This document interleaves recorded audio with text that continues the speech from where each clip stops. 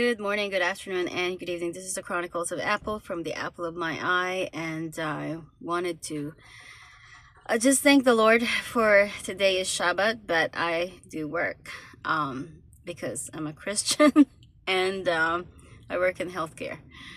So I don't do skilled nursing homes anymore for the past several years, but I do take care of people in their homes. I get to go to Carmel, see a patient, go to the beach. So it's not a hard job. Needless to say, I need to really remind people of the special forces. And what is the special forces? Okay. So the special forces is pretty much where you take people that otherwise couldn't work and you put them to work. You figure out something for them to do. Now, there's a lot of people in the nursing home that they are capable of doing something. Some of them have a good mind. They may not be able to move so well, but they have a good mind. And then there are those who are totally disabled. But because we do have technology, it's not that hard to train them to get anything done these days. And I am particularly thrilled that I can engage my students, even those who cannot read, to do translations. Okay, and all they had to do is take a picture and press, listen, and voila, you can hear it in another language. You can also have them take a picture of whatever they make. So I have them creating iron-on transfers and a lot of ironing. I teach them how to steam clean a shirt or an apron or whatever it is. And we just got done decorating all of the aprons for the class, and they will be cooking. So they have some cute things on their shirt. Something that would say, I love you from my head to my toes. It's basically a tomato with eyeballs on it. So I just have to print, either I just have to print it out with a Cricut, or I would just get it, I would just buy the prints already made, and then I would have them iron it on. And they get such a thrill that it's done in less than 5 minutes, really. Like, it only takes a handful of minutes to iron the shirt, and then just the spot where you need to put the designs. And we put it on the frames, and there's a lot of things that they can do. So I find that this is actually very comforting for a lot of my students, and I want them to feel accomplished. And we're gonna do engraving next, and we're gonna do neckties and design one for every principal. And I do this because I want them to feel integrated.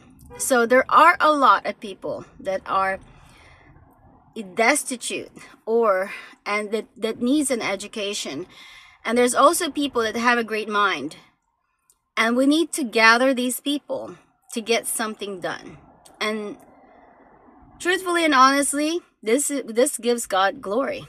It gives God the glory, because when you can see the beauty in a person, despite of, look at all the people that are disabled. Okay, you think they have nothing to say? Are they just gonna sit there and be depressed? We need to gather these people and pick their minds and let them use some technology, even if you have to guide their hands to it, and they can do something. Okay, so anyway, this special forces is very critical, and the more we integrate people, the better it will be. There's a lot of strong advocates from those families of older people, disabled people, people that are prisoners of war, or people that have just gotten out of all kinds of traumatic experience. If you gather these people, you can come up with something extraordinary.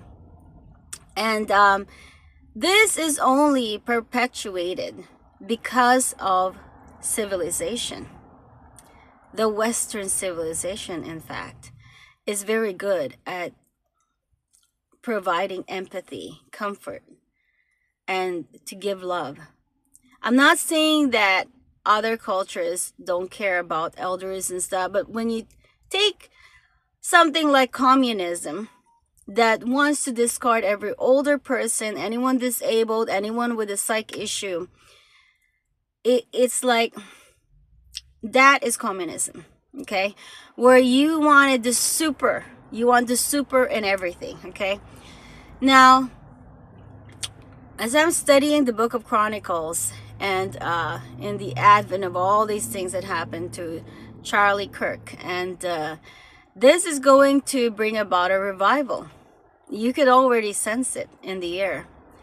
It's going to bring a revival, and I'm not even going to worry about the people that actually laughed at the fact that he had died. I think they're just weird, you know? They're occultic, and I'm not going to pay attention to them. We have the law.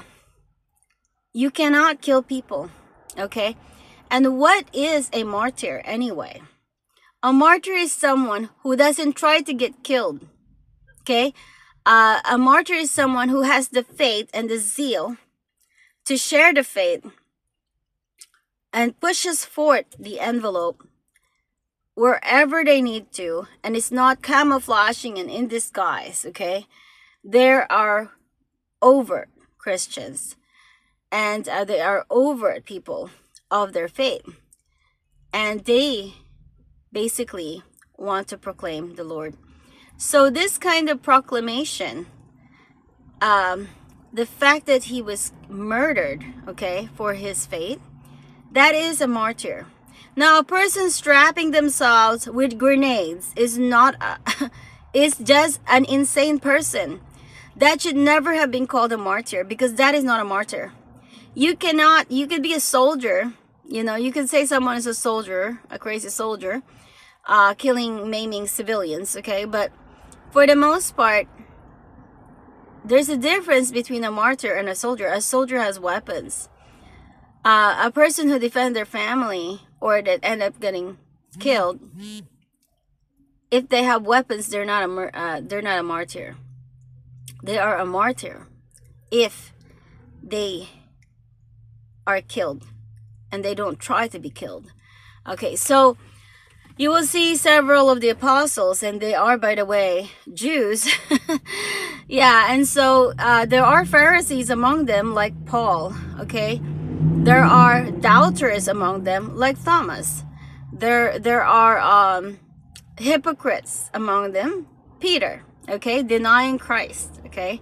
And, you know, there's a lot of examples there. And you can see that the Lord still used them in the end.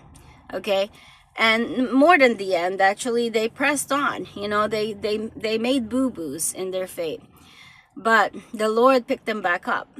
And so there's gonna be a lot of Charlies, you know, coming soon, and if there's not already, because it is an awakening. You know, no one needs to be told, a boy or a girl. That should be common sense. And when they turn to common sense and make people they're gaslighting people, saying that, no, this is not a woman, it's a man, the man is a woman, and all this craziness.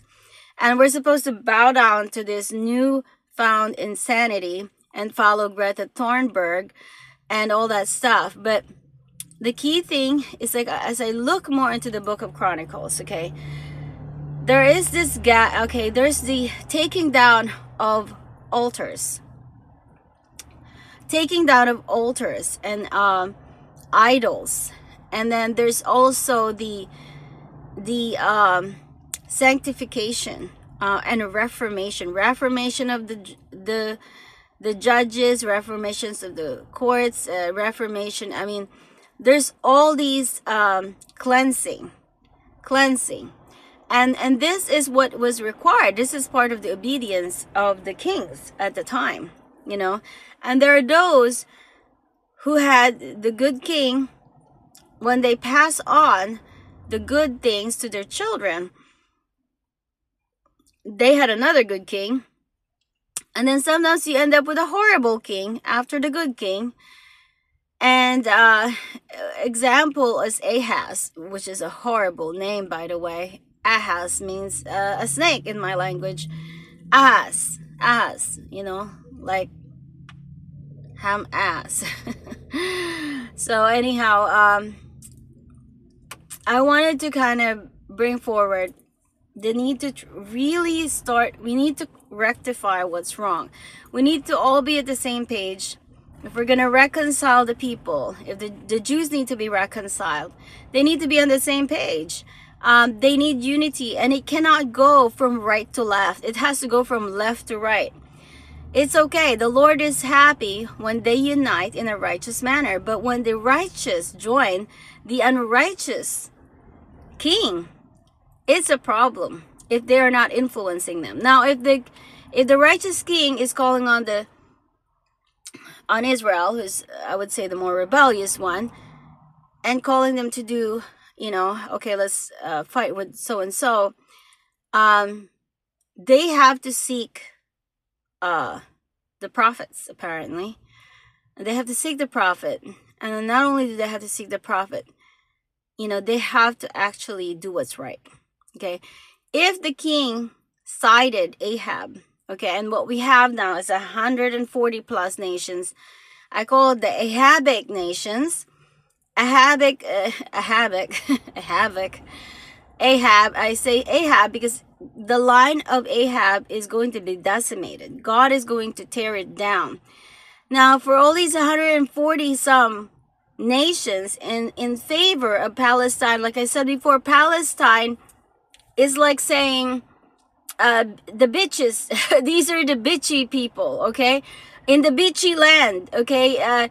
These are the asses of people from the asses land, okay? That is what Palestine is, okay?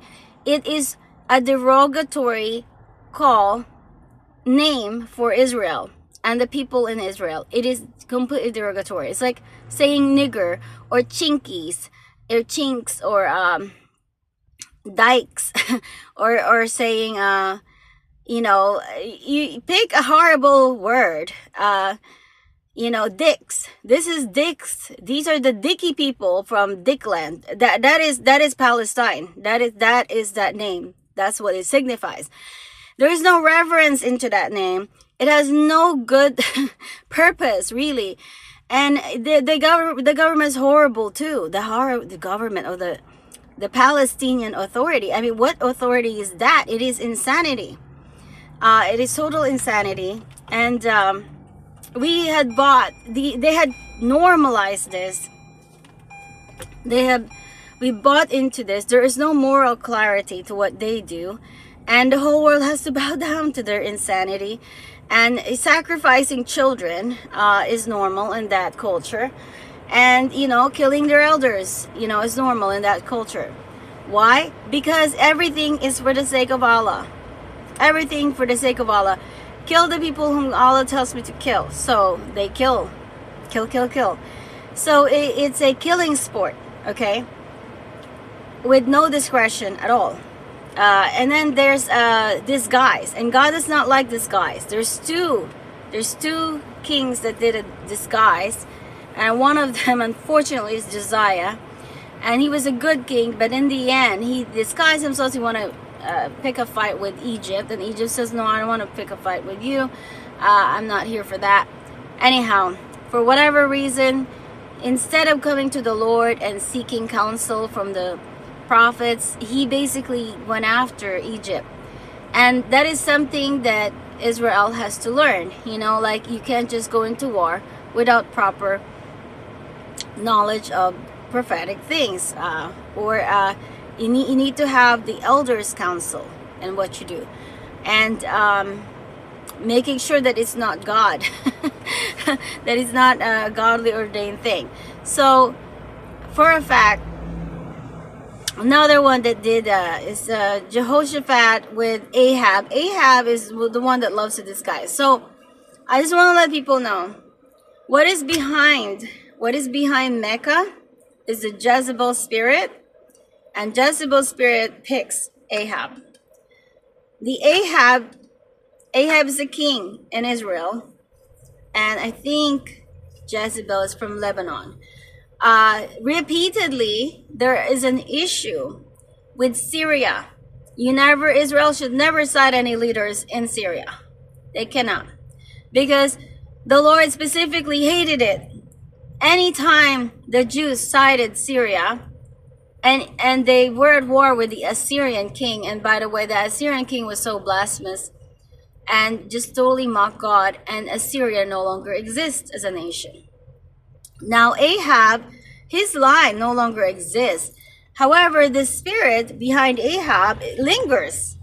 It lingers in 140 of these nations, and they've got to wake up. We have got to get to the media. We got to get to the bottom of these things. I mean, if the leaders are being controlled by these puppet masters of the New World Order, the nations under that need to wake up before God puts a total curse upon each and every one of them. So how do you get these people out of it? It's through the Passover. It's through gathering. It's through reading. It's the education. You need to educate people and the media and the law. And you need to have it infiltrated, which is why I think Jesus Christ walked on water. It is the media. It is the water. Okay, you got to stay above it. You got to stay above the water. You got to get on top of this media. And you got to drain it, okay? You got to drain it too, okay? If you don't drain the water and filter it, okay, it's going to be dirty. It's dirty water and everybody's ingesting that crap. So there's a lot that Israel has to do. But very clearly and repeatedly, God said that they can handle it because they've gotten rid of a lot of sites. The parasites, the Jebusites, all kinds of sites, you know. So Philistines were one of them, and they don't exist anymore. And we got the Palestinians, which again is a derogatory term. It's like calling bitches a people. The bitchy people in the beachy land. Okay. The dick people in the dicky land. Okay, that's what it means. So I'm not trying to be funny, but it is real. And you know, if you think about a lot of the names that they even choose, it's so telling. Hamas, Fatah, okay. Yasser Arafat, they are fatty pigs. Hamas, ass, you know, it just has these words that's not good. And the poor children are getting rifled over what their elders are doing to them. And the only way you could foster these children, if you really want to help them out, is to educate the youth. You have to educate them and put them under the banner of Israel. If they are outside the banner of Israel, these children are not going to make it. They are going to turn them into a weapons of mass destruction. Each and every one of them is turned into a crazy detonate them like a grenade. Not to mention, they also educate them to just cause a stir all over the world. And you can just see what Qatar is doing all over the world. And they are going to get what they deserve, unfortunately, unless the people there wake up, you know, because they're so bowed down to Islam, and Islam is a Jezebel spirit. And the Ahab spirit is upon all the people in different nations that are easily bribed, that are blackmailable, and they're not standing for anything of good nature. So anyway, I'm reviewing more about what I could find from the Book of Chronicles. And I do believe that this needs to be further discussed in different parts of the world, because there's a wealth of wisdom in understanding how God provides, how God punishes, and how God rewards. If you don't understand the consistency of God's rewards and punishment, you are bound to repeat things over and over, not wanting the results of it. So anyhow, I just wanted to bring this to the table. And again, there are the special forces, and the special forces is critical, because that's where you can get all the creativity necessary, and it will glorify God, because you are allowing the true essence of God to permeate through, despite of all the atrocities that happens to humanity. And we have to be able to communicate with different people. There's a lot of people that they can, even if they are sick, they're laying down in the bed, they can translate, they can send information, they can influence other people, they can empower each other, they can lift each other's spirits, you know, under all circumstances. And this is what is magnified in the Word of God. You know, that compassion that we have, and that there is power in the gathering, there's the power in restoration, there's power in reformation, there is power in cleansing, and there is power in gathering. I'm going to leave it here, and thank you. God bless.